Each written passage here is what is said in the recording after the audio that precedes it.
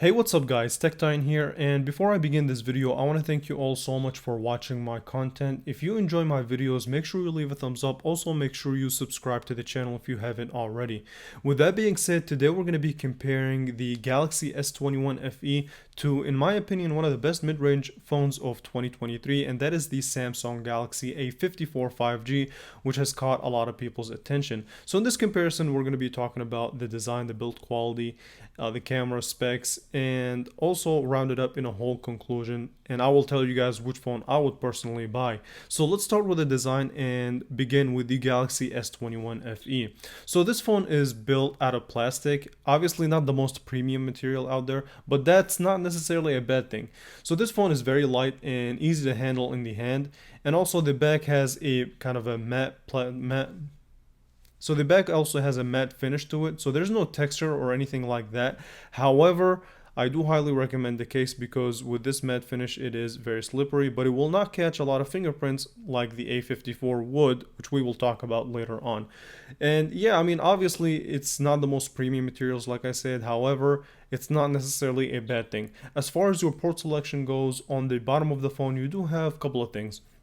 So a SIM tool, your microphone, your 25-watt USB-C port, as well as a bottom-facing speaker. It does not have any headphone jack or anything like that, but that's okay in 2023. I believe most people nowadays use Bluetooth at this point. So on the right-hand side, you do have your power button as well as your volume up and down, and these are very nice clicky tactile button. I wish there was just texture on the power button to differentiate it from the volume up and down, but that's what it is. On the back we also have a triple camera setup with a main sensor, a ultra wide, as well as a telephoto lens. More on the camera later on in the video, but it's kind of a it kind of protrudes a little bit and messes with the design of the phone, so doesn't sit flush, but it has a decent look to it in my opinion. So flipping the page and talking about the Galaxy A54 5G, you can tell that this is kind of more of a refined version of the S21 FE and actually follows the same footsteps as the S23 and the S23 Ultra and all those more premium phones. The back is made out of glass, much more premium material. The sides are also made out of metal. However, with that, there is a price to pay. So this phone is slightly heavier than the S21 FE. The back, because it's made out of glass, it does catch fingerprints like crazy, especially with this color tone to it. So again, I'm pretty sure people put cases on their phone, but be warned, if you don't put a case, it's gonna be very slippery and it's gonna get dirty a lot. Alright, so as far as your port selection goes, pretty much similar. So on the bottom you do have your speaker. On the opposite side of the S21 FE, you have your USB-C port as well as a microphone. The SIM tray tool is not at the bottom, it's actually at the top this time around. The right hand side does have your power button as well as your volume up and down, which seem to be smaller and not as tactile as the S21 FE, even though this phone is supposedly made out of more premium material. So whenever you hear materials in a phone's design, that doesn't necessarily going to be the best. Alright, so the back does also have a triple camera setup. This time around though, it does have a main sensor. You have ultra wide, but you don't have a telephoto, you actually have a macro sensor. More on the camera of both of these phones in a little bit.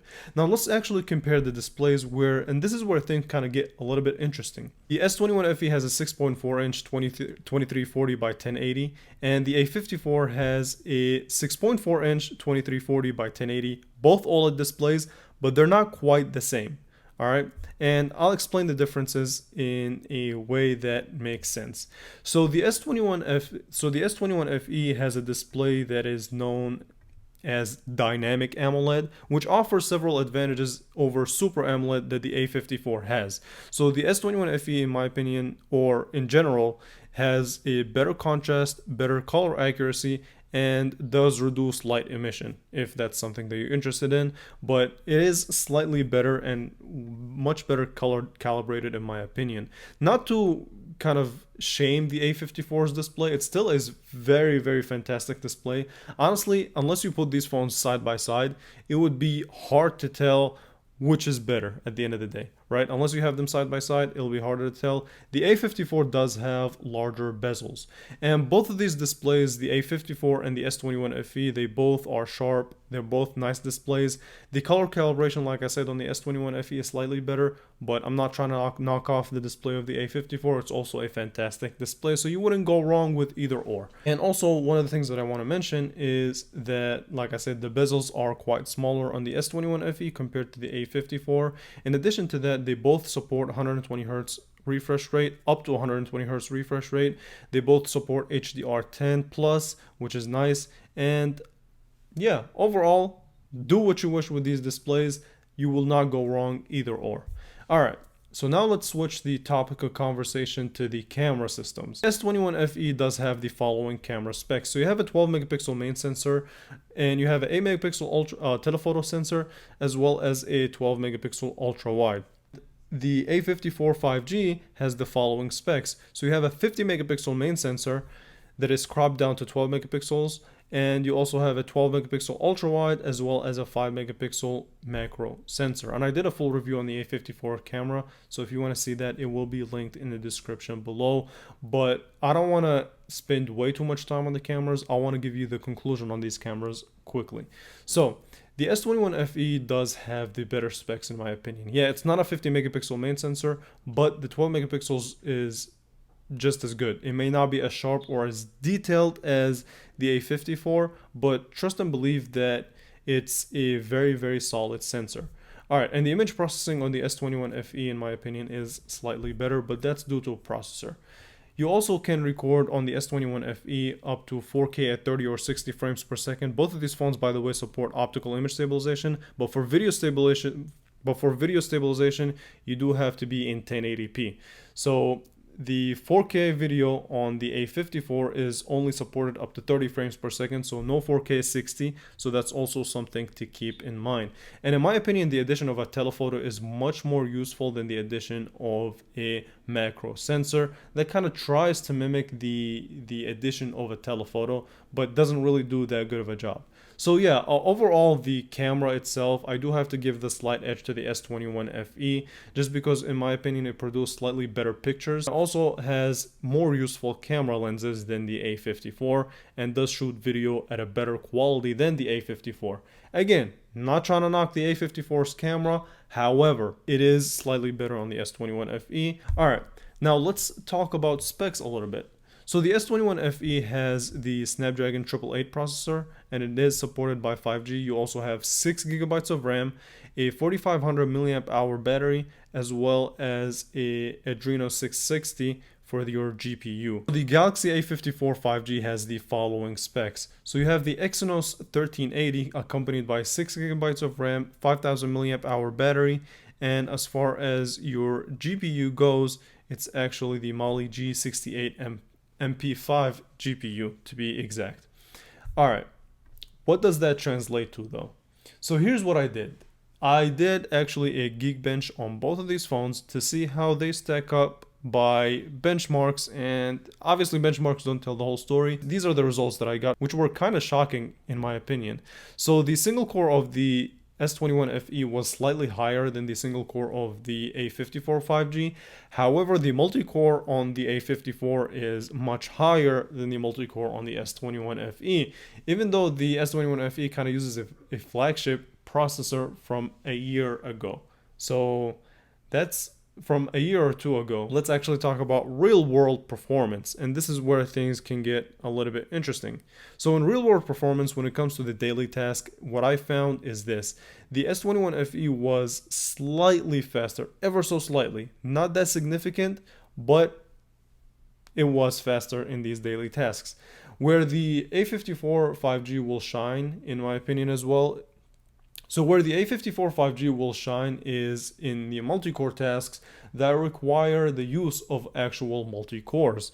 So that's where the A54 5G will be slightly faster. So if there are more heavy demanding apps that require graphics performance, in addition to the processor, the A54 will have the slight edge, but it's not that significant. Okay, so as far as the battery life goes, the S21 FE does have a 4500 milliamp hour battery in comparison to the larger A54's battery, which is 5000 milliamp hours. And believe it or not, the A54 has a higher battery life than the flagship S23, but that's a story for another day. All right, so battery life was obviously better on the A54. As far as efficiency, it was also slightly better on the A54. However, in contrast, the S21 FE does support wireless charging up to 15 watts, which is nice to see, which is something that is missing from the A54, but it may not be significant to other people. I do use wireless charging a lot. And real quick, I just want to mention and talk about the ultrasonic or in-screen fingerprint sensor of both the S21 and the A54 5G. And let me tell you this, first of all, you do have the ability to tap to wake and tap to sleep the screen, which is a nice feature to see on both of these devices. I think it's a really useful feature. But as far as the fingerprint sensor goes, it's actually fast and reliable for both. It's reliable, but not 100% accurate. So sometimes it did miss my fingerprint, but when it does unlock it, it's fairly quick. At least it's quick enough for me and for the tasks that I use it for. Likewise with the A54 5G, I mean, there wasn't really much difference between the speed and reliability of the fingerprint sensor. Not that I was able to tell, at least. And so yeah, that's all you need to know about the fingerprint sensor that's in the display.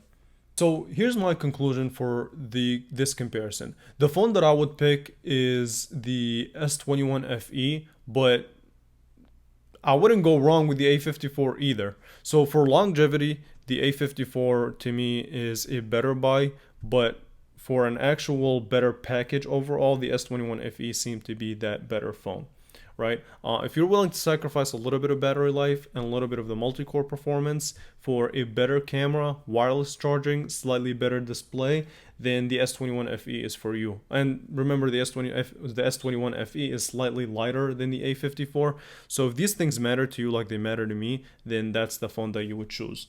However, if you want longevity, if you want kind of a phone that doesn't slack a lot, then the A54 is a pretty solid choice. The price options for these phones do differ a little bit. So let's talk about the MSRP when these phones launched versus their pricing right now. So you can actually get the A54 5G for around $369. And you can also get the S21 FE for around 300 bucks. The S21 FE will be used, the A54 will be brand new. So you make that choice at that point. But in my opinion, you cannot go wrong with either or these phones. It's a very close call, but I do prefer the S21 FE over the A54 5G, but not by a significant margin. With that being said, I want to thank you all so much for watching this video. Let me know your thoughts in the comments below. And leave a thumbs up, make sure you subscribe, and I will definitely catch you guys in the next one. More content coming really soon, so stay tuned. Alright, thank you all so much for watching.